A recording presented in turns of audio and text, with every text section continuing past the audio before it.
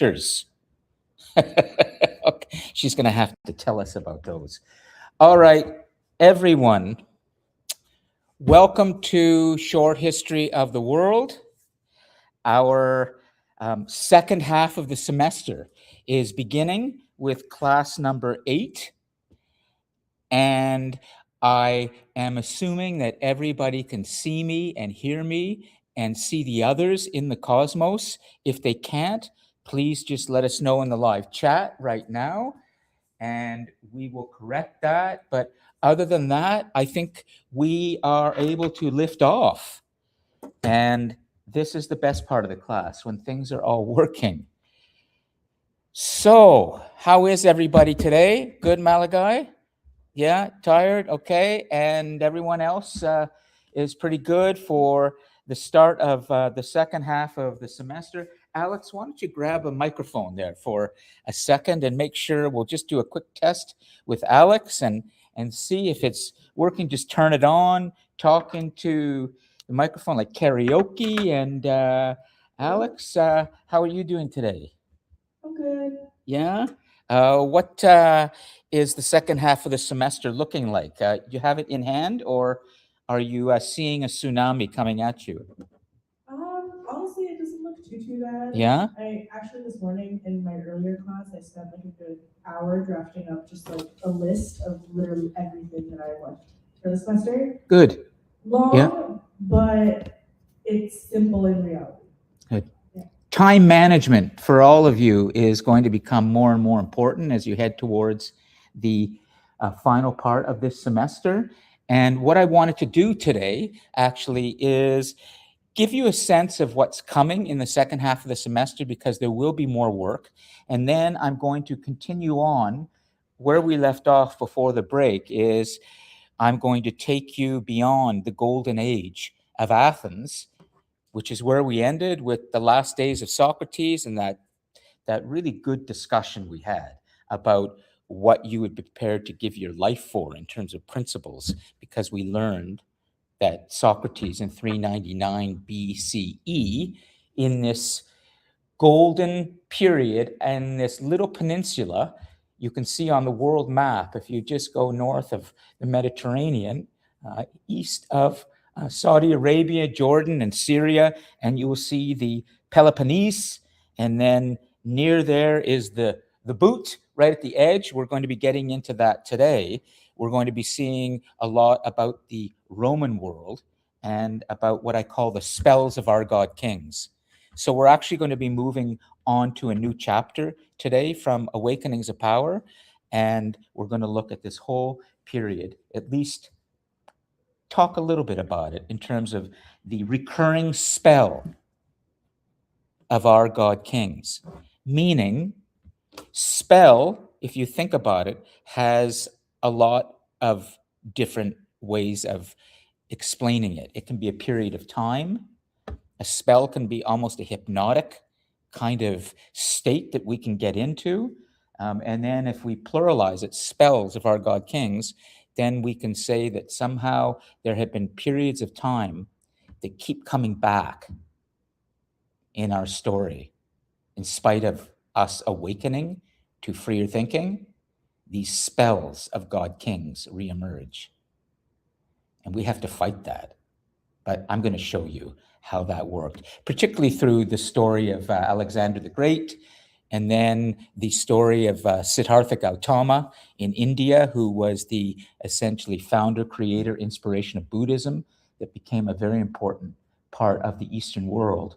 And then we're going to come back to the European world as well and look at the whole emergence of religion, particularly Christianity or Christendom, as the dominant force in the European world that would become so important, vital, and dangerous for the world. And then there will be wars that break out between the Christians, the Muslims, and others, and those are called the Crusades. But then all of this is going to lead to, after a very dark period, something new called a greater world. And that's what I'm going to end at today. So let's just take a moment and try and remember where we've been. And also, I just wanted to give you a little bit of sort of personal news in case I sort of slow down and I sometimes stop today and maybe stare out into the sky a little bit. During the midterm break, I had one of the most consequential moments of my life take place. My mother, who was a single mother, brought me and my two sisters up and was 95 years old. She died in my hands last Friday, literally. So I'm here because I love to be here. And I want to be here because I like the normalcy. And also, I like to bring whatever I'm going through personally as best I can into the classroom and turn it into something that can help the students ultimately. But if you find that I'm kind of drifting a little bit, I shouldn't. It just might be because I'm pulling myself back from the last days of grieving and the funeral. And I spoke at the funeral, of course, but it's just this image that is very powerful now in my imagination. I don't know if anybody's ever had this experience where somebody dies right close to you. And you watch them go, and then life stops. And my mother was an extraordinary person because she had to bring up me and my two sisters alone after my father's sudden death. So it was quite the challenge. At any rate, I love to be here. I'm sad, but at the same time, if this will make any sense to anybody, because these two words don't quite go together, it was a beautiful death. Does that make sense? Can you kind of comprehend that idea of something that dies, but if it dies well, in the right way, with the right people, you're sending somebody off to the other world? And so much of our history as humans, if you go back to that early time when I talked about our awakening to mortality and the idea that we will die around 200,000 years ago, we can say that a lot of what makes us different and a lot of what has led to the growth of religions and civilization and other things is the idea that we know we die. No other creature on this planet has that awareness, that deep awareness of our mortality. So what happens on this planet and what we go through and what we have built is really, I would almost say, a miracle. But anyway, we will talk some more about that. So does anybody have any questions? Is there anything they want to know at this point before I review a little bit? And then we're going to start with the appearance of a remarkable individual in the story of humanity. And it's something that everybody loves to talk about, and lots of the guys especially. And that is one of the most remarkable warriors and intellects in world history, and that is Alexander of Macedon, or Alexander the Great, and how he created an empire and then essentially died at a very young age because he reached too far. He thought of himself as a god, and that became, in a way, his downfall. So the spell of the God King, as we're going to see, plays out through his story, but it also plays out through so much of what happens in the Roman world. And you're going to learn something about today, why Rome, which was the great early global empire, also declined too. And I have a book that I'm going to bring here. So let's just see if there are any questions, anything you would like to say, but I'm going to pass this around. One of my beautiful books on Rome. This is Edward Gibbon's Decline and Fall of the Roman Empire. an abridged version, not the complete version. Edward Gibbon was a British historian who wrote around the time of the American Civil War, or I should say the American Revolution in the 1770s and 1780s in Britain. He wrote about the decline and fall of the great Roman Empire. I'm going to get to that. And I'm going to take this off. You can feel this book and turn around. It's purple for a reason, because purple in Rome was the royal color. Purple was the royal color. So the emperors and many others who were in the elite of Roman society would wear purple around their togas. And purple comes from a little special snail, comes out of a snail from Phoenicia on the western side of the Mediterranean. So anyways, I'm getting too ahead of myself right now, okay? So let's, but please, if you want, go through that. You can flip through it because I always love to bring books. I love books. And I know that many of you may not be reading books like this anymore. You're reading online, but there's something about holding a book in your hand, a beautiful book. Okay, so no questions. Let me test, okay, for a second. For those of you who would like 5 out of 5 in the Cosmos, this is how you get it immediately. You unmute yourself, meaning your audio and your video. Okay, so the second half of the semester, I'm going to be kind of shifting the gear a little bit on how you get your full participation marks in the Cosmos. It's not just about unmuting your audio. If you want full participation marks immediately, you've got to stay connected to us in audio and video. Okay, so let's see if there's anybody who does that right now, those in the Cosmos. Marco, Scott, Roseanne, Johair, Bella. There we go. Ebenezer, way to go. We've got a face.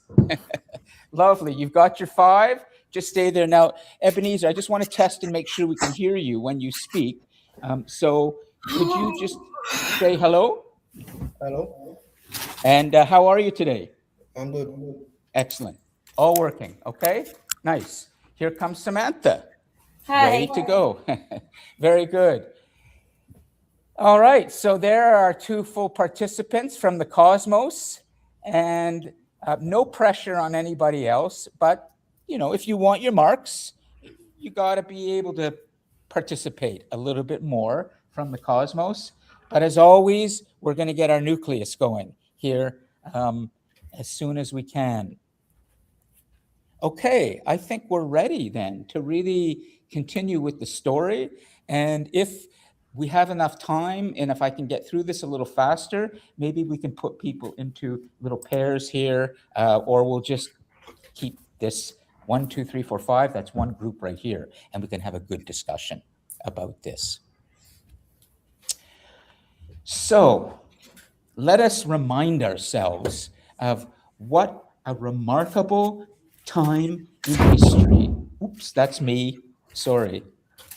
What a remarkable time in history that we all live in, that we can actually begin to tell the more truthful, authentic story of what's been happening on planet Earth.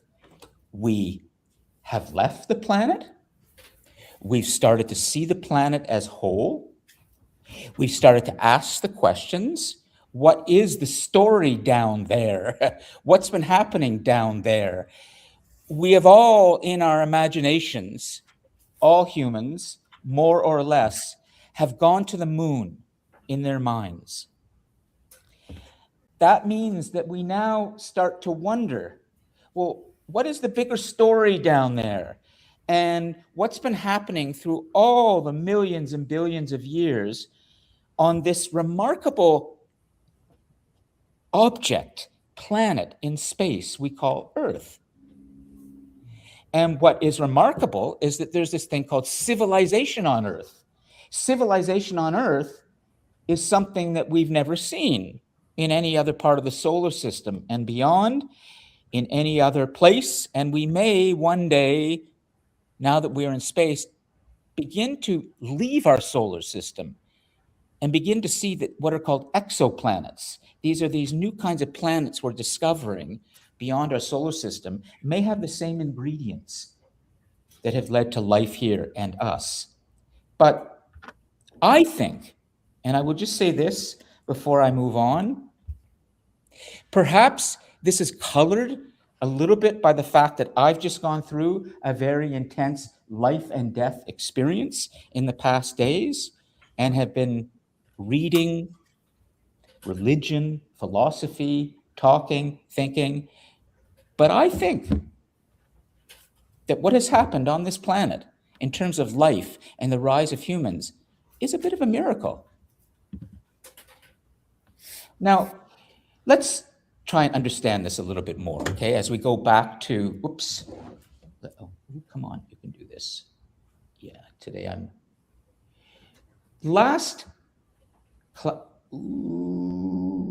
okay. Last class, before the break, we ended with me doing a reading here of the last days of Socrates. And then we had a great discussion. Malachi, Alex, and others spoke, and you all addressed the question of what you would be prepared to die for in terms of principles, as Socrates had died for his principle of free thinking and independence of thought, as the Spartans came into Athens and other Greek city-states and formed new, more oppressive governments. And I want to move on from that period now to tell you about the intellectual empire that Greece gave to the rest of the world. And I can do it this way, to give it in a very simple way. Socrates, Plato, and Aristotle, those three legendary, enduring philosophers of the Western world largely, but they're important for all of humanity, because of the way they were thinking freely and asking the big questions of why are we really here? What is our purpose? What is a human being? So, for example, Aristotle wrote a book called On the Heavens. Aristotle was the last person you saw in our lecture before the break, where he wrote a book called On Politics, and he talked about freedom and being free from slavery, but he wrote a great deal. And one of the books he wrote called On the Heavens was based on his idea that if you look up at the sky and you look at the moon and you see something that we now call an eclipse, it raises a very important question. He knew then, when he was looking up at the sky and seeing that moment when the earth passes across the moon and the sun is shining on the earth and casting its light or shadow onto the moon, that what you see on the moon, which is what you see behind me right now, which is an eclipse, is something curved. So already more than 2,000 years ago, there were minds that were not satisfied with the idea that, oh, the reason that the earth has a curved shadow on the moon, from a religious or spiritual standpoint, we would say, oh, it's because of the god of the moons or the god of shadows. But what Aristotle was doing and others were doing, this is the free thinking, the birth of science that's so remarkable, is he was saying, no, I think the planet is a sphere. How could the sun create a shadow of the earth on the moon and it be curved? It would mean that we're curved down here. Does that make sense?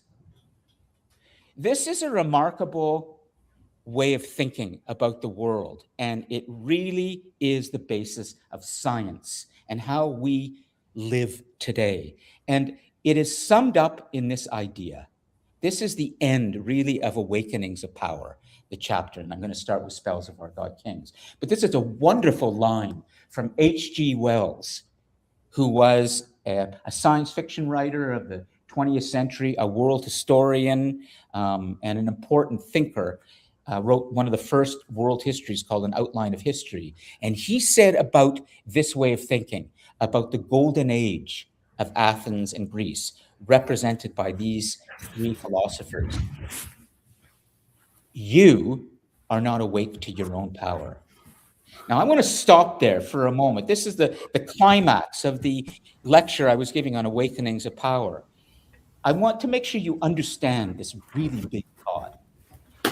What H.G. Wells is saying is that in his assessment of the importance of the golden age of Greece, which he called the lamp of humankind, he said that what those philosophers and others, free thinkers, were doing is they're saying, you, fellow human, you're not awake to your own power. What does that mean? Now, I'm going to stop and then we're going to carry on in a moment, but I want to make sure we have a scribe to start getting these thoughts down, because this is a profoundly inspiring way of thinking about the world. And it's also very much about the power of science. Somebody has their microphone on, so just make sure you're all muted for now. First, we need a scribe. And Alex has been doing a great job, so go ahead, okay? And Alex has volunteered, and let's see, I'll take the camera over there to show Alex, and let's see if that's working. Yeah, we're going to see it on YouTube in a few seconds, and everybody should see it online right now. There's Alex.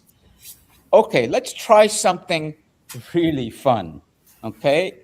On the YouTube recording, which is the recording that gets seen by everybody asynchronously and is watched, what you see is this, okay? You see all of the cosmos horizontally.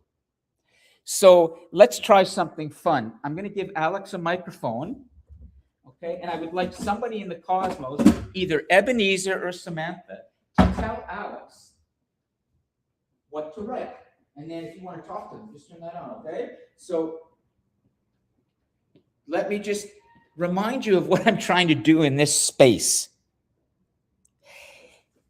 I am trying to create a new kind of classroom for humanity that uses technology really well so you can learn better. We know you have TikTok, you have Facebook, you have Claude, ChatGPT, all this tech, and that's great.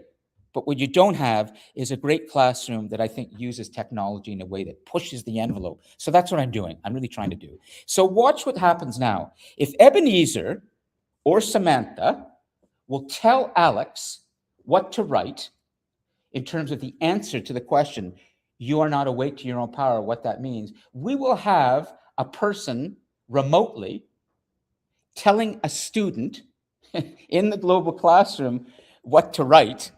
And that is real connection. Okay, so Ebenezer, Samantha, who is ready to actually tell us what you are not awake to your own power means? Samantha?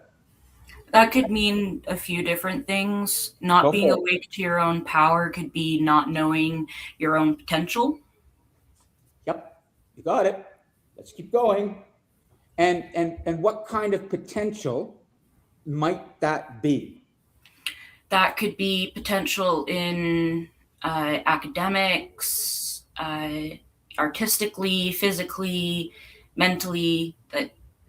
Yes.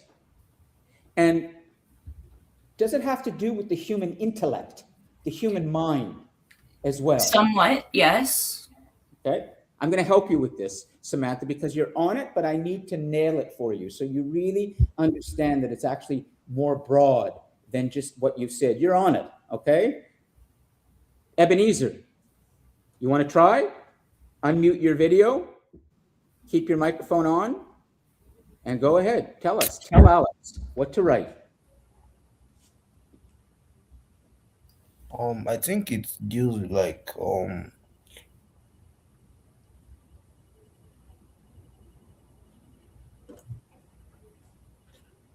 yeah, like what an human is like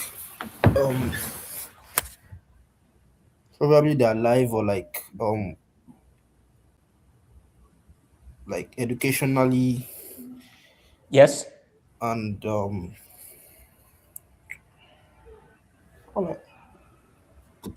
You are not awake. If Ebenezer, I am saying to you now, Ebenezer, you are not awake to your own power. You aren't. What does that mean? It means I'm not fully at like my potential or something. Yes, potential. Yeah. There could also be Malachi, could you open the door for, there's a student, Brandon, who wants to come in. He's just in a wheelchair. Come on in. Go on.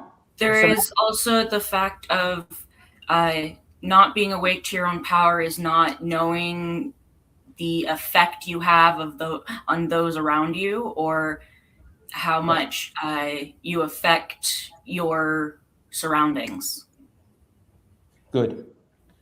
We're on it. I'm going to help you a little bit more just to really nail this for all of you. And then I'm going to go on, okay, with the beginnings of Spells of Our God Kings and this extraordinary story of Alexander of Macedonia.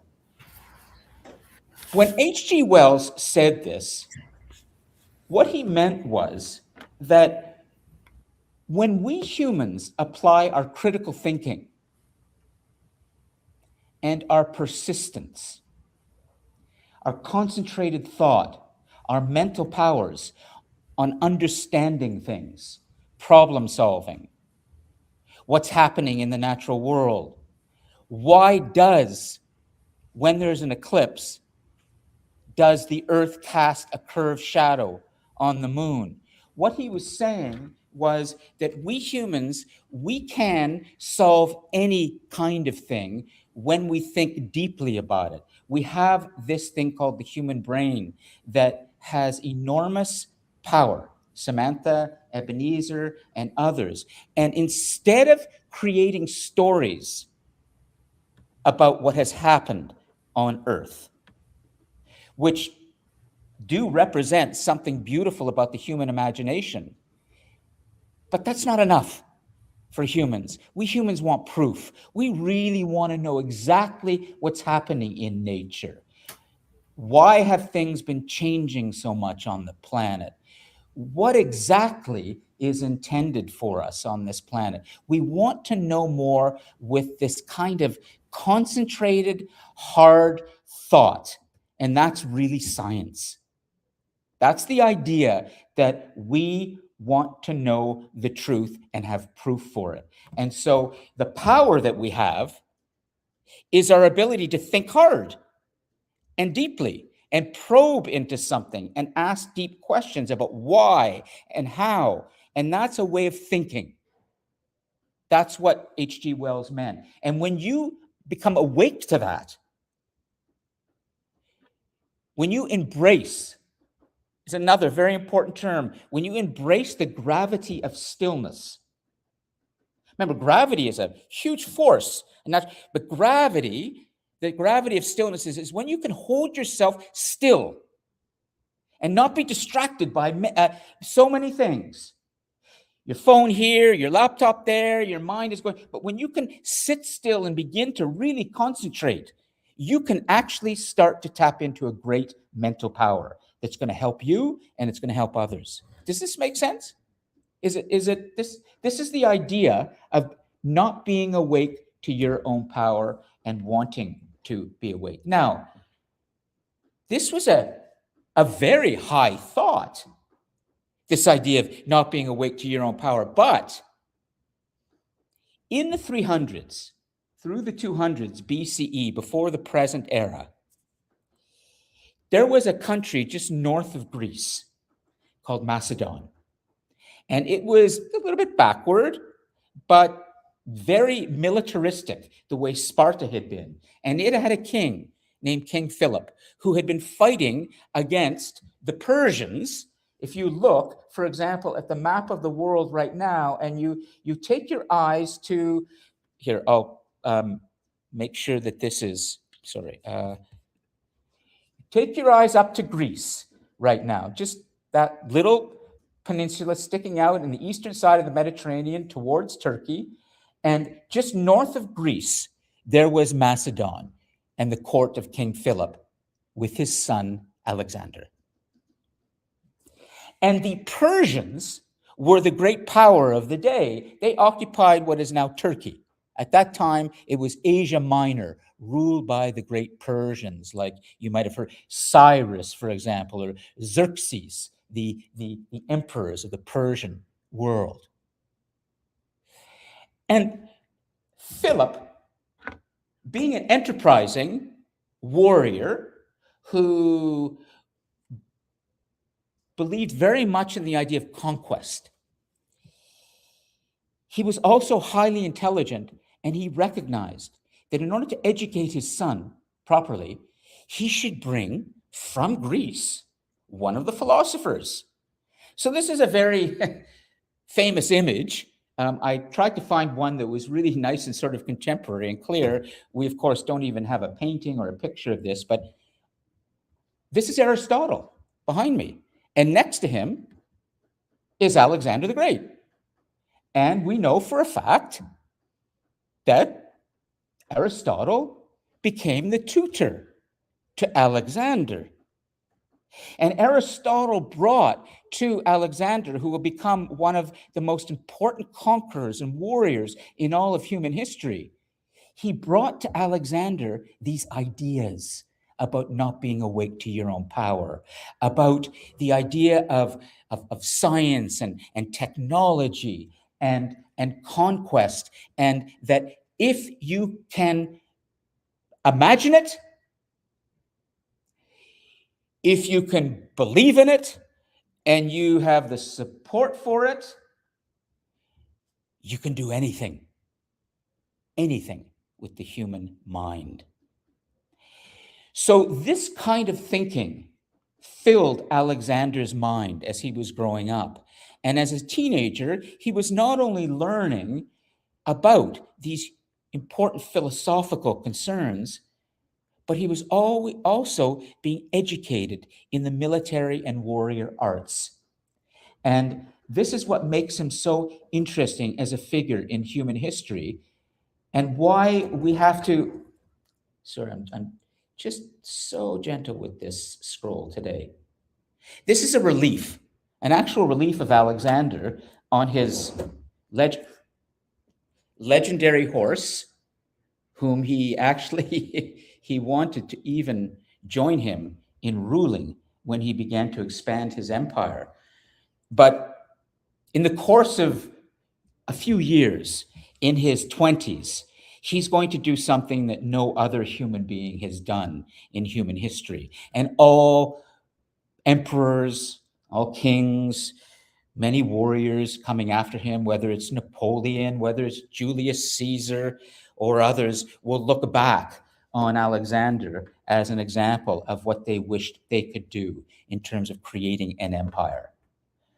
But let me just try and make sure you understand what he's about to do, because it's not just about winning battles. It's not just about fighting at the front of your men and doing it so valiantly and so intelligently that he would win so many battles and eventually defeat the Persians and others. But it's also about the culture that he's going to bring to the rest of the world, and that's the Greek culture. It's called Hellenism. Put that Hellenism. So he is going to take those ideas of the golden age of Athens. He's going to conquer Athens, conquer Greece, and he's going to adopt their techniques and their ideas, and he's going to spread them across the rest of the world, including the ideas that we touched on last week, the military ideas. Remember the hoplites and the phalanx that we talked? Well, he's going to use that very same military tactic as he moves into the Eastern world. But let's first try and understand something about what he began to do in his conquest. And I'm going to just zoom in on this map a little bit more so we can follow this, and we can see here, up here, was Macedon. It's just called Northern Macedon now, or Northern Macedonia. You see NMACE, but this was a bigger country around 2,200 years ago, and that's where the court of Philip was and where Alexander was raised. He eventually will bring his armies down into Greece, will begin to occupy and defeat the powers then in Greece, including what remained of the Spartans. But then he's going to cross the Aegean Sea, that's the sea right here, and he's going to confront the Persian rulers at the time, the ones who it is claimed had murdered his father. So this father-son relationship is very profound between Philip and Alexander. Philip had been murdered in Macedonia. It was believed it was done by an ally of the Persians, a kind of a spy, someone within the court of Philip. And so Alexander is going to, with his courage, his audacity, his military techniques, and all of those other qualities, he's going to begin through his 20s. Imagine that, through his 20s. He's going to take his armies and he's going to defeat the Persians. He's going to continue all the way establishing new cities and cultures. He's going to continue for years, never losing. This is how brilliant he was in terms of his abilities, but there's a flaw. There's a flaw. Brings us back to the spell of the God King. He's going to come all this way, marching, defeating battle after battle until he gets to India. And then he's going to be stopped. Now, I will come back to, in a moment, a little bit about what stopped him in India. But you need to understand something about these extraordinary cities that he created. All along the way, as he was winning battle after battle, and he would move on with his men, tens of thousands of men, so venerating him because he proved himself in battle. He fought with the men. He didn't fight from behind. He fought with them. He fought right in the thick of the battle with his sword, with his shield, and with his, great horse. And the men really loved him as a leader, and they fought for him, and they were prepared to die for him. So every time he would move on from a battle, he would leave a general behind, one of his generals. And that general would create a city called Alexandria. So there were many Alexandrias that would be created, through the Eastern world, through Persia, the Middle East, moving into India, something like 20 to 25 of them, Alexandrias. But the critical, great Alexandria, the one that you're looking at now in terms of an illustration, is right here in Egypt. That image behind me is something of what that Alexandria looked like around 2,100 years ago.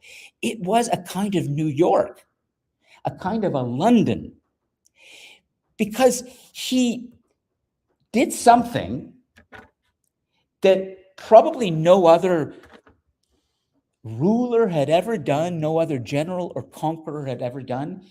He absorbed the ideas of the cultures that he conquered. In every place that he conquered, he insisted that all the scrolls, all the books that had been written on papyrus, this is how books were written then, on scrolls and with ink, that those scrolls would have to be taken and brought back to the Alexandria in Egypt. He will conquer Egypt and think of himself as a pharaoh, which is part of the problem. And in Alexandria, in Egypt, he created the world's first public library. There was a comment in the Cosmos. Oh, good. Thank you, Samantha. Roseanne, good. Roseanne, are you able to read what you wrote, or should I just go ahead and read it? I love when a student is actually engaged this way in the chat. Go ahead. Good. So my point was, like, back when rulers used to conquer lands, they usually place their generals in conquered territories. So Yes. the main emperor, ruler, could concentrate on other lands.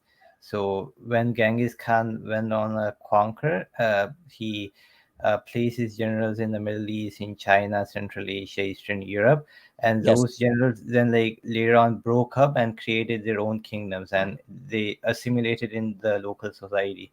So you were just mentioning like Alexander the Great. So like we know Egypt and Persia and even like some Indian territories became like Yes. independent from like each other, and they created like their own Greek, Persian, Greek, Indo-Greek, Egyptian societies. So it was just like similar. So Yes, very good point, but I need to correct you on just one thing, okay? The Mongols, whom I'm going to touch on later, are still 1,000 years away. The great Mongols, Genghis Khan and Kublai Khan. You see Mongolia in the north east of the world in the map.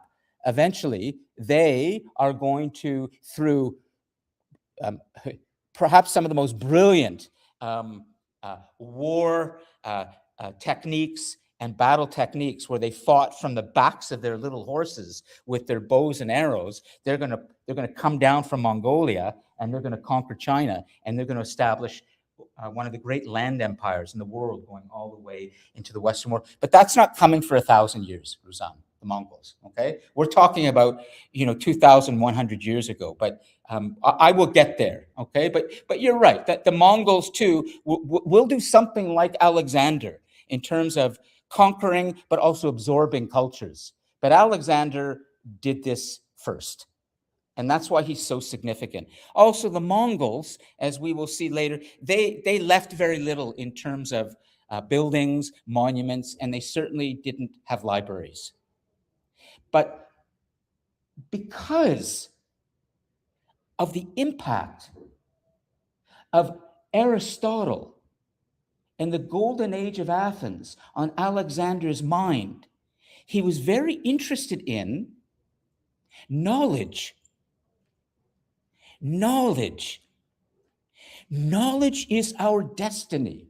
This has been said again and again. He understood, let me bring in that knowledge to the libraries that I am creating, and let people have access to these libraries. Let them go in and take out the scrolls. And so you would go in, for example, if you've been living in Alexandria during this period in Egypt, you would be able to walk into a library.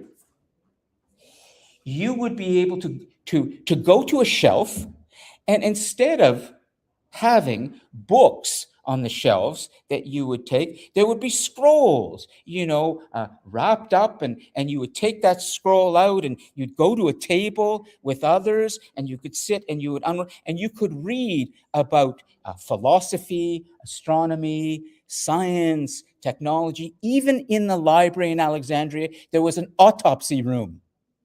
Imagine going to the Oshawa Public Library today. You walk into the library, and there's an autopsy going on. Come look at the human body.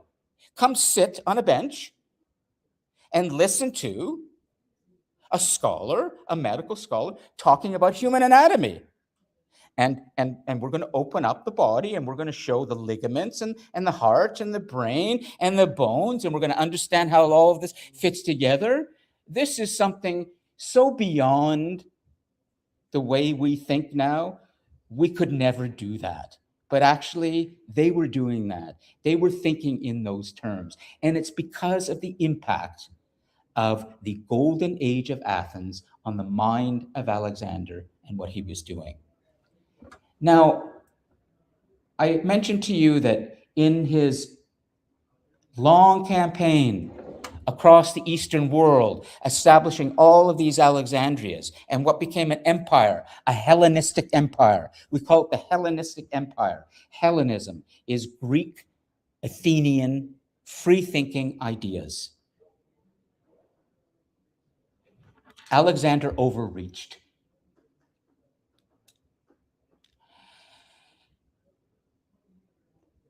Just to give you a modern example of something like this, in no way would I ever, in terms of their characters and intelligence, want to compare Donald Trump to Alexander the Great. However, it is a fact that the American empire in the world right now is somewhat similar to the Hellenistic Empire that had emerged as a result of Alexander. We see American culture, the desire to be American, everywhere in the world. But we now see a period that we might say, and it may not look that way, but from a historical standpoint, we might be in a period of American decline. Because what happens often with these empires and these rulers is they start to fall under the spell of the God King. A cult of personality develops around the ruler, as it did around Alexander, and as it has around Donald Trump. Whether you agree or not with what he's doing, if you are a follower, and there are many, many Americans now who believe in what he's doing, as the recent polls show, the American view of Canada has plummeted, as is Britain. Americans are falling into line behind a strong man, behind a perceived warrior. But the overreach is when that nation, that empire, believes in itself so much, in its superiority, in its greatness, that it starts to go too far. It starts to believe that it has a kind of exceptional manifest destiny to bring the whole world into its sort of reign. And that's to some extent what we're witnessing right now with the American empire. It happened with Alexander. He got to India. He knew about Indian culture. He knew that there had been this empire in the East. There had been some connection, there had been some trade, but he believed he could conquer it. He didn't realize how strong the Indian forces had been that he was now up against. And his men, who had loved him, they had grown tired of war. They didn't want to fight anymore. They didn't want to go further into India. And so Alexander withdrew. He went on a long march back from India, all the way back to the new capital in what is now Iraq, and then it was Babylon. And there in the court of Alexander in Babylon, he remained. And eventually he would expect that the philosophers, the very philosophers that he had learned from, that when they see him and meet him, they would have to go prostrate on the ground, not look at him. They had to greet him like a pharaoh. Pharaohs, the Egyptian kings that he had fashioned himself after, they believed themselves to be divine. Alexander had grown to believe himself to be so divine that he could not be approached, even by his teachers, unless they were prostrate and not looking at him. And so what he did gradually in the last years of his life is he grew more inward and deeper into this idea that he is a God King. And eventually, through a lot of drinking, we believe he was an alcoholic, through unimaginable wealth and power, he died of, we might say, excess at 32, 33, if I can remember correctly. So he died young. He died great, but he also died in a way that almost is in direct opposition to what has made India great. Let me keep you with India for a moment. Had he gone further into India and begun to understand the culture more, here is what he would have come up against. Nonviolence. I'd like to tell you the story of one of the most important figures in Indian history. And you're looking at him right now, a kind of representation of him. Siddhartha Gautama, the great Indian prince. Siddhartha, Siddhartha,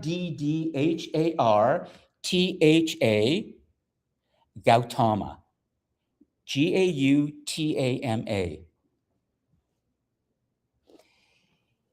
This is a remarkable story. And it is a contrast to the kind of character and idea that Alexander represented, which is power comes from conquest and violent confrontation, from war. That's one way of looking at how humanity grows or expands, because men come to power, they build great armies and great navies, and they conquer others, or they bomb others, and they destroy others, and they create new regimes. That's one way. Maybe we'll call that the male way, although we're changing. Lon, Yes. Ruzan had a question. Thank you, Samantha. Go ahead, Ruzan.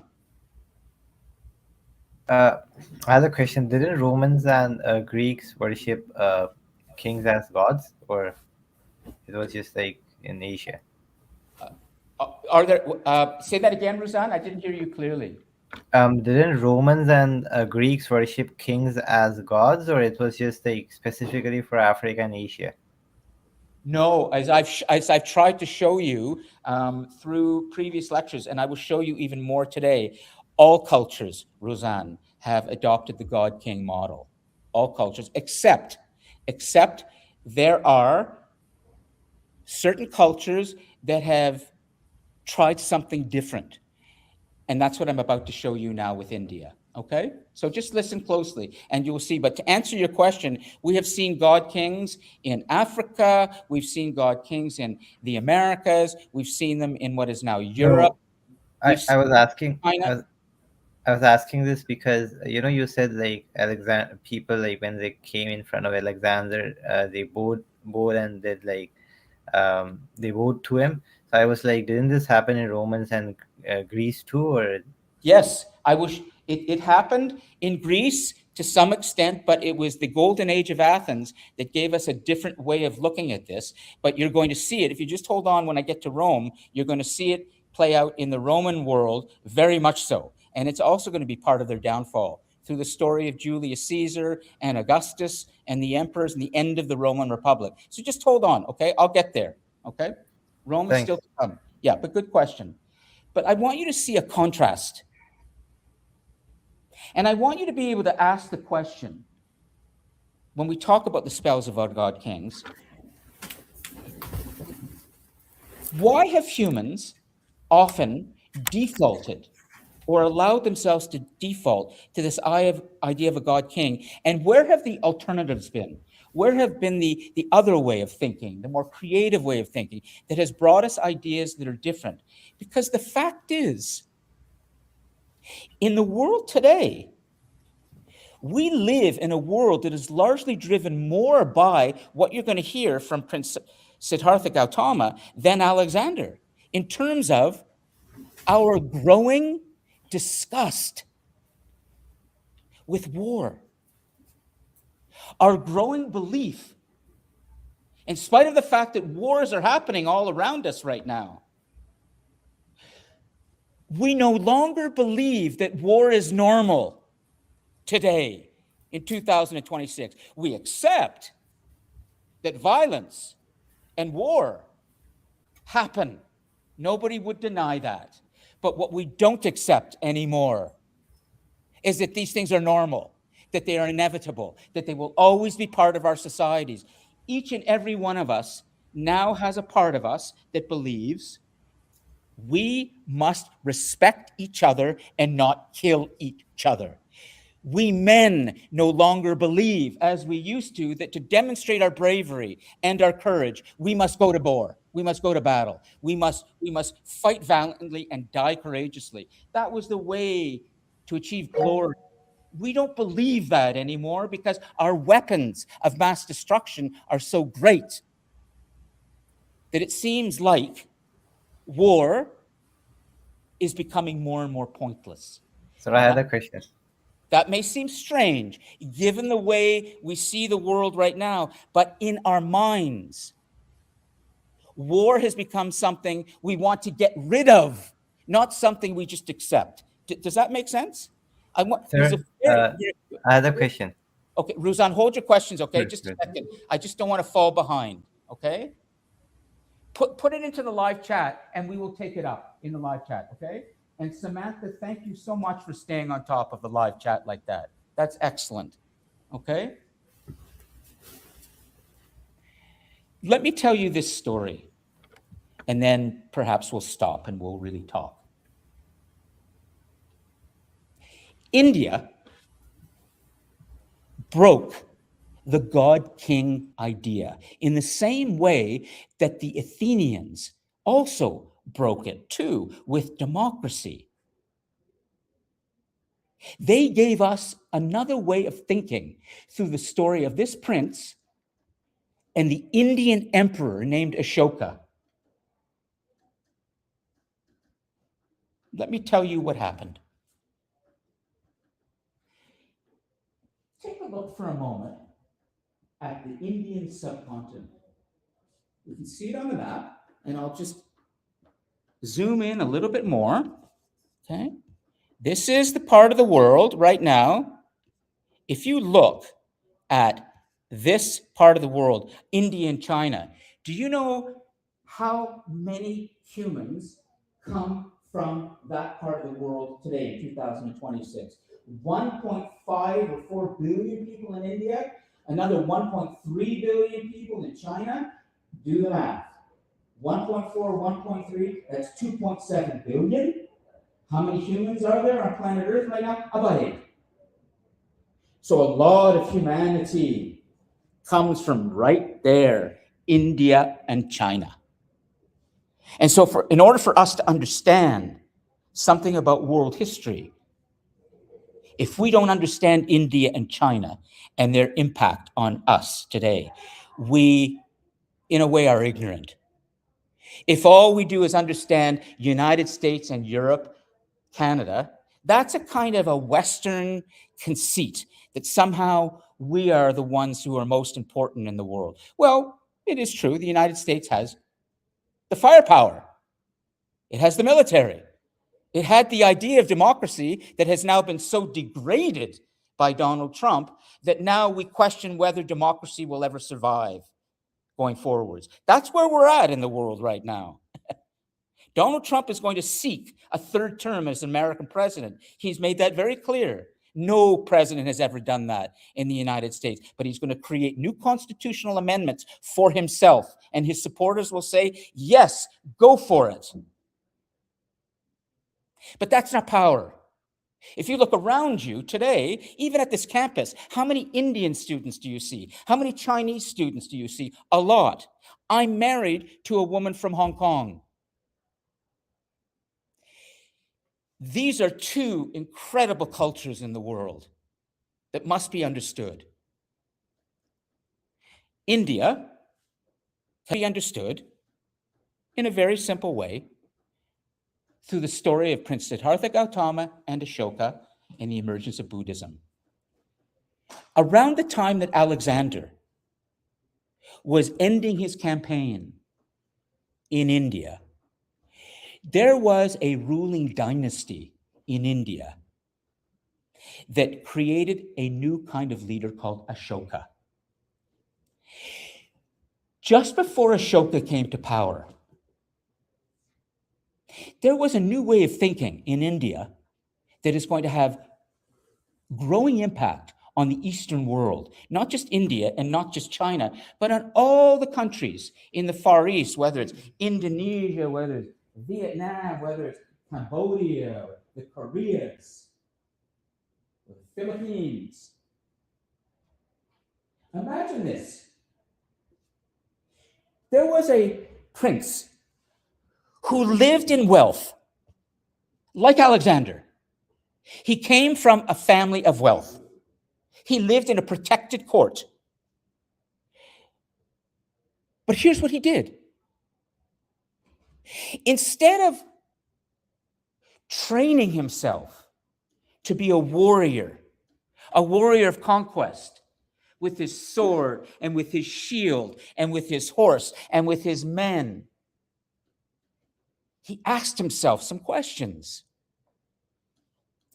Sometimes when he would go outside of his palace, he would see people suffering, a lot of people suffering. And he was curious. Why are these people suffering? Why, if I am here in my court with so much, are there people living around me who have so little? I have much, they have little. And he began to reflect on this question. And he began to wonder, why am I suffering? Alexander would never ask himself this question. Perhaps in a moment of reflection, which the Greek philosophers had taught him to do, he might have gone there, but he would have brought himself immediately back to, I am great. I will conquer. I will avenge my father's death. I love war. Imagine that. Alexander loved to be with his men, fighting and killing and dying and getting the glory of victory. It's pretty powerful stuff.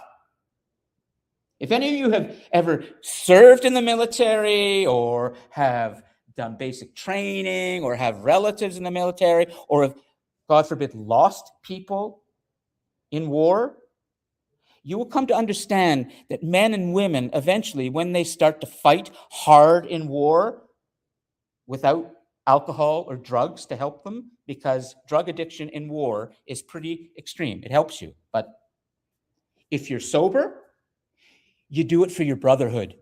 You do it for your fraternity. You fight to kill because your best friend, your warrior with you, lost his life. You must now go on and fight. And that's hypnotic. It's beautiful. But it's not what the prince said matters. It's said that he one day went into a forest. The story of the prince and his reckoning with suffering. And he sat beneath a tree for hours and hours and hours in what will become the classic meditation pose that we see today. And he wanted to answer this question. Why do we suffer? Why do I suffer? Jack, have you ever thought about why you suffer? Malachi? I think Malachi has a good answer. He's already dealt with these questions. I'm sure Brandon has asked himself that question. Why do I suffer? He's our guest today. He often joins the class whenever he likes. He's a former student of mine, and as soon as I put the microphone in his hand, he's got a lot to say, but we're going to move on, okay? I don't need to say to any of you that none of you suffer. Deep down, every single one of us has a part of us that's in pain, wants more. We call it anguish. Anguish. So he wanted to understand, Prince, why am I in anguish? Why are all these people in anguish? How can we change that? Well, the answer he came up with became the essence of a new religion. At this point in history, we have, in terms of religion, several. We certainly have the monotheistic religions that have emerged. We don't have Islam yet. But we have Judaism. We have Christianity. Islam is still a few hundred years away. But what he said was, If I can only desire less, if I can only detach myself from what I want, if I can only detach myself from all that I want, acquire, wealth, food, sex, everything. And if I can just want less and be content with what I have, then I can now see the road to redemption. Well, guess what? Here's the powerful part of this story, and then we're going to stop. That idea that began to be preached in India by the followers of the prince, in the same way that Jesus had his followers. One had been a Jew named Saul. He's going to change and become Paul, and there are going to be many others after him who will preach. Socrates had his followers. They were his students. A lot of these great religious, spiritual thinkers, they emerge, but it's those who come after them who so believe in them, they want to spread the good news. Now, I'm using a Christian term about spreading the good news, but that's not a new idea. It's the idea that you want to spread to all of those around in humanity the thing that is going to save you and make you good. And guess who is listening to the prince? The Emperor Ashoka. The Emperor Ashoka, who, like Alexander, had conquered much, had killed many thousands in the expansion of his empire. And Ashoka made a fateful choice that for humanity may be one of the greatest choices ever made. His choice is going to have an impact through the centuries and will become the basis of Mahatma Gandhi's movement in India of nonviolence. That will be adopted by Martin Luther King Jr. during the 1960s to confront in a nonviolent way the white oppressors in the United States who had created this racial society in which blacks had been marginalized. He renounced violence. Imagine this. Imagine an emperor saying, I don't want to kill anymore. I don't want to go to war anymore. As a matter of fact, what I'm going to do, Ashoka said, is I'm going to erect pillars around Indian society, around the Indian world, pillars with little sayings on them about the beauty of animals, the power of education, the need for women to become part of society, the tolerance, freedom, but still the power of the emperor, but no more war, no more violence. This idea will create the idea of Buddhism and will begin to spread and will begin to flower into an idea in China as well and in other parts of the world. And what I'm going to do is I'm just going to stop for a moment with a return, with a little setup for next week, which is I will deal with Rome next week. Just the way that Akhenaten and Abraham and others had opened the world to a new idea of freedom, Ashoka was opening the world too. But the door is going to be closed again. We're going to see in all parts of the world, including India to some extent, the God King reemerging. This is a picture of a painting in Mexico. If you go across and go west in the world, and we keep going all the way across the Atlantic, and we come to the great Mexican world here. At the time of Alexander, the time of Ashoka, there were other cultures that were emerging as well in this part of the world, but they had no contact yet with India or China or what will be Europe. but they were under the spell of the God King. If you look at this image behind me, it's about 8,000 years old. And in Mexico today, or close to it, in either the earliest Olmec culture, I don't think it wasn't Aztec or Maya or any other, I think it was Olmec, Alex. You will see there an image of power in the world then. Here is the ruler, right there, holding the staff of power.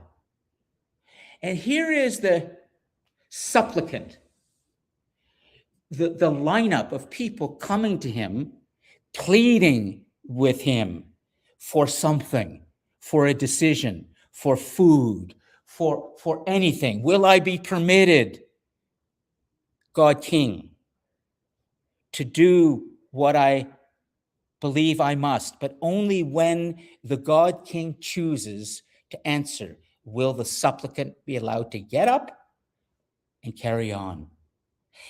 At least in this case, the supplicant in this image is looking at the God King. In Alexander's final years, you have to be like this. You have to be on your stomach, prostrate, and you couldn't look at him. This image of the power of the God King, you will find not just in the Americas, but now in Africa. If you go into early African societies, you will see the same kind of idea, which is there's the ruler with the crown holding the world in his hands, and everything revolves around the God King. And then most remarkably, with today's final image, and if we can, I might even be able to show you a little scene from a documentary that's terrific. Do you know which part of the world can tell us about the power of the God King and the spell of it more than any other part? And we're not in Rome yet. We're coming.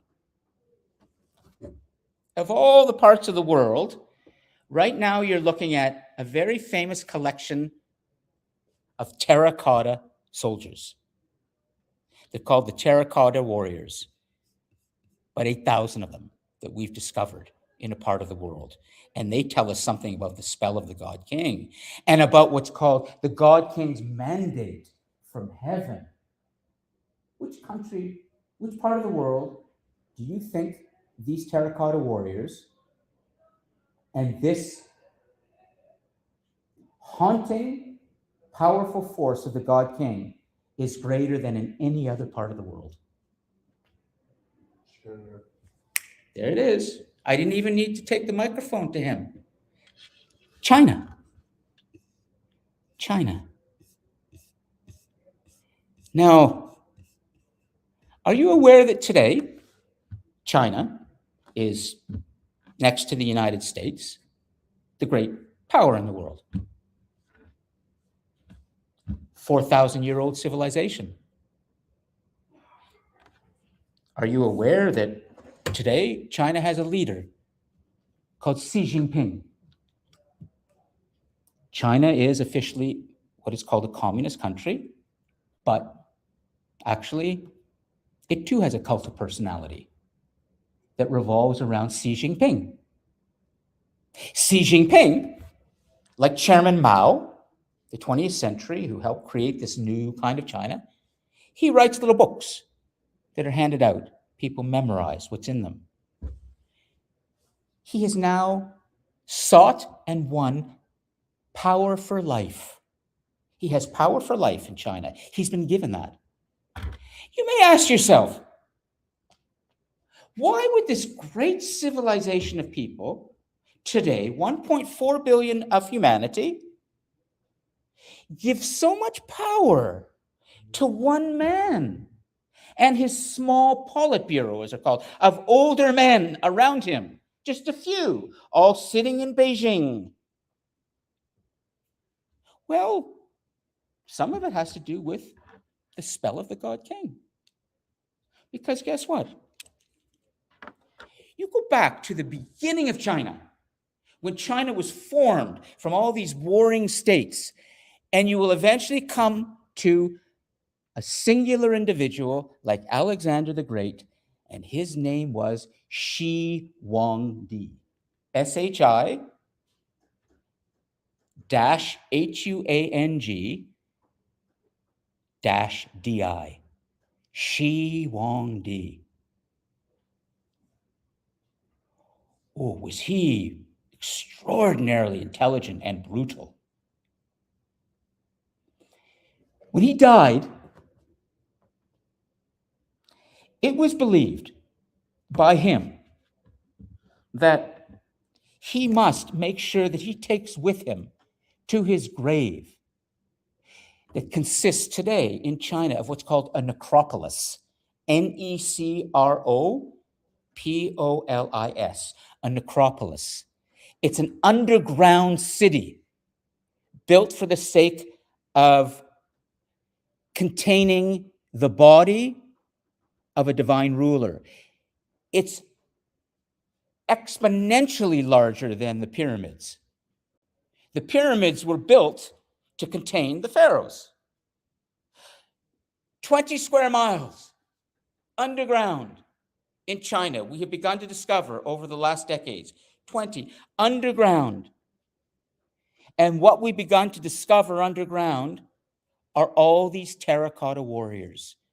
Each of these soldiers, all life-size, all sculpted and created according to a single soldier who would stand for his casting. Another would come in. Every single soldier here has a slightly different appearance because they reflect one individual who protected the emperor, Shi Huangdi.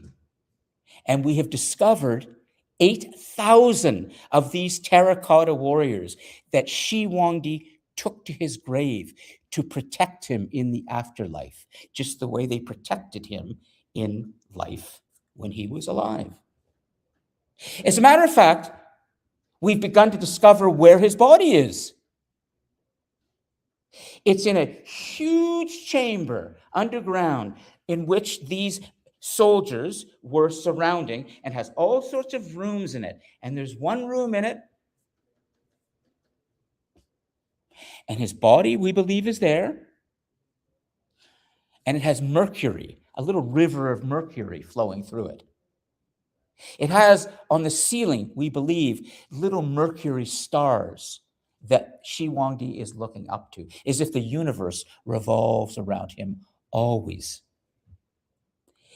It is said that Shi Huangdi, like Gilgamesh, one of our first god kings, wanted eternal life.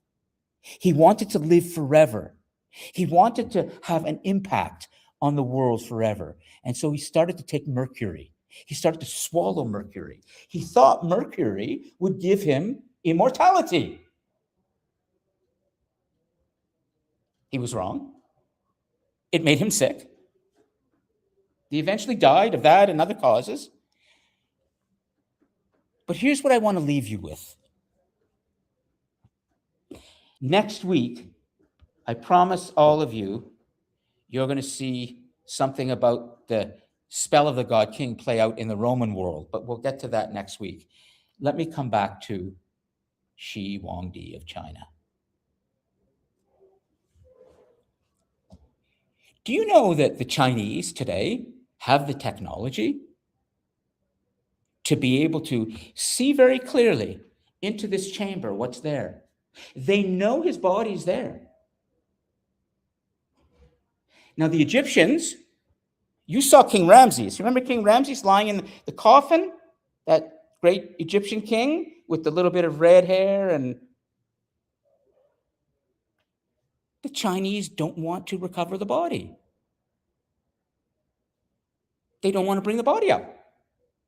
They don't want to put the body into a museum. In fact, they don't want to go too close to the chamber. Why? Alex, you want to take a microphone and go ahead and let's see, and then we're going to conclude, okay?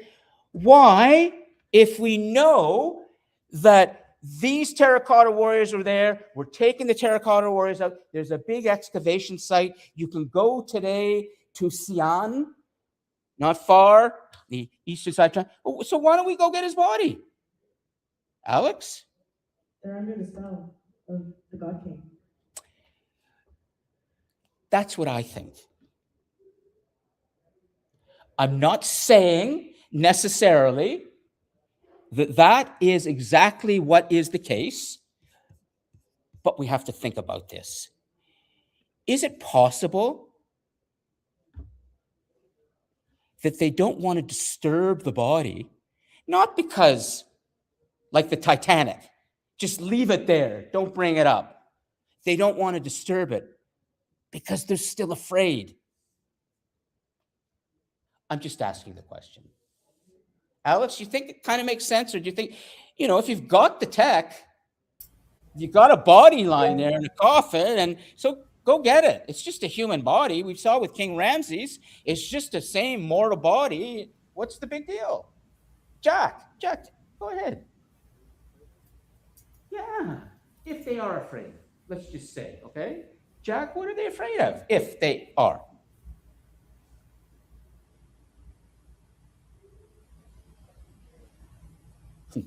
A ghost? Do you want to say that in the microphone? Go ahead.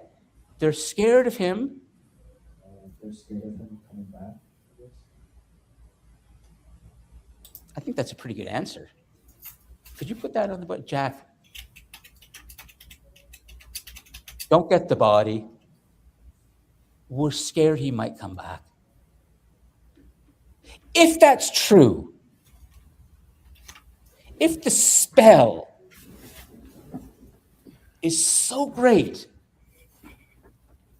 and next week you're going to see the story doesn't end with Shi Huangdi. The Romans, they're going to fall under this. An emperor is going to come to power in the Roman world when the Roman world was a kind of democracy. It's called a republic. And that person is going to seek power for life. His name is Julius Caesar. After he is killed, his adopted son is going to take on power. And his adopted son is going to transform the so-called democracy into an autocracy, which is no more vote, no more sort of equality. Now it's one man again. Why are we so afraid, if we are, and I think we are, of men who have convinced us that they somehow are more powerful, more divine, more knowledgeable than we are? How do we break that so there is no more spell of the God King ever in human society? What do we do? Somebody want to answer it? Jump on your mic. Go ahead. And then Samantha? I actually want to go back to why they haven't dug up his old grave. One of the big things about Chinese is their filial piety. So they find disturbing the dead to be severely disrespectful. It's not so much fear as it is their pride, and also how much respect they have for the man laying in that coffin. So, Samantha, they wouldn't enough. Want to dig it up, not because of fear, but because of respect and not wanting to show themselves as being greedy or disrespectful. It's very wise what you're saying, but I need to challenge you a little bit. Yeah. We know that Shi Huangdi was the first Chinese ruler to begin the Great Wall of China. Mhm. Great Wall will continue in its construction long after him, and the parts of it will be built more. But he began it. In order to build that wall, Samantha, an enormous amount of slave labor um, and human manpower had to be used, and many people died. Yep. So life was considered expendable. For If a lot of people that have expended life, even to the point of using slavery, still had people that would respect him. Even after they passed, there are two sides of the coin, people who despised and people who respected. So even though there are people who despised him for what he did and thought him a tyrant of the times, yes, there are people that respected what he did so much as starting the Great Wall. yes, And because he was one of those god kings, they saw respect in him because of his status. Samantha, do you consider that kind of tragic? I do. It is very, I wouldn't necessarily say inhumane, but the fact that people who have done some of the worst things in history are some of the people that are remembered most. There are a lot of creators that are remembered throughout history, but there are a lot of people that are swept under the rug because of these men that have killed thousands, enslaved people because they believe that they are greater than their fellow human. And these people are the ones that are remembered more than the creators and the philanthropists throughout the ages. Very well put, and I'm going to end with a little poem. I think I've already mentioned it before, from Bertolt Brecht, a playwright of the 20th century. He said about history, or historiography, which is the process of compiling history. Here's what he said. Every 10 years, a great man. Every page a victory. Who cooked a feast for the victors? Every 10 years, a great man. Who paid the bill? Every page a victory. Who cooked a feast for the victors? Every 10 years, a great man. Who paid the bill? That make kind of sense, Alex? Why don't I leave you with those words, okay? Samantha, you've contributed some really good, clear ideas to the class today, and I really want to thank you for that and for unmuting yourself and contributing as you have. And I hope others, for whatever reason, have been unable to do that because they have more important things to do. But try, if you can, for those who are joining the Cosmos, to do what Samantha has done today, or Ruzan has done, or others have done. Try to connect with the class more. I worry sometimes that some of you in the Cosmos are not even there, and you're just ghosting the class. I may be wrong. If you're too nervous to speak up on your mic, you can put your question in the chat and I'll read it. Absolutely. Absolutely. Okay. So I'm going to leave it. I'm going to leave it at that. Is there anybody else? Well, we have to conclude. Next week, if there's anybody else in the Cosmos who would like to say something but didn't today, just make a note of it and make sure you bring it up next week, okay? And we're going to really get into Rome, and we're going to move beyond Rome into the building of Europe, and of course, the Renaissance and the Enlightenment, and then the 20th century, and there's so much coming. I wish I had a whole year to talk about this. Thank you, everybody, and see you next week. Okay, so let me make sure I save this. And I'm going to come and get Alex's notes. Save. save. Let that go for a second. That go. Where's the snow coming from? Oh, okay, so I just need to take some notes. We're still live on my microphone at least. So I just want to get Alex's. Good, Alex. We've got everything here. Export, save. We're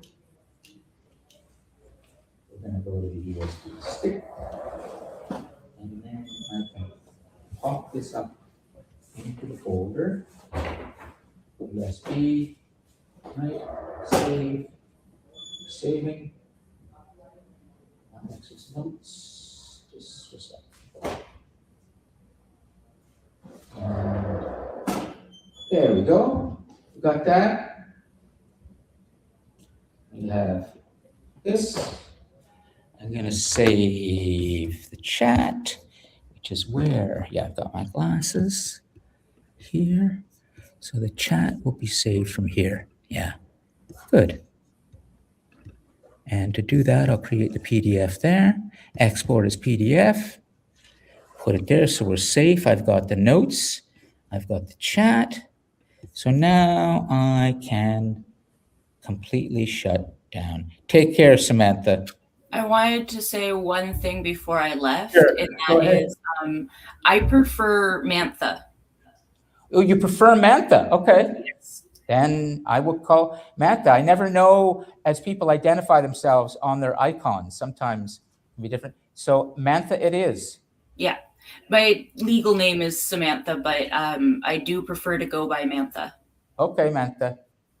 So thank you. Okay, I look forward to your, well, actually, you don't need to post a reflection at all. You've got your 5. But I'll talk next week about the second assignment that's coming and then the final Sounds assignment. good. All right, take care.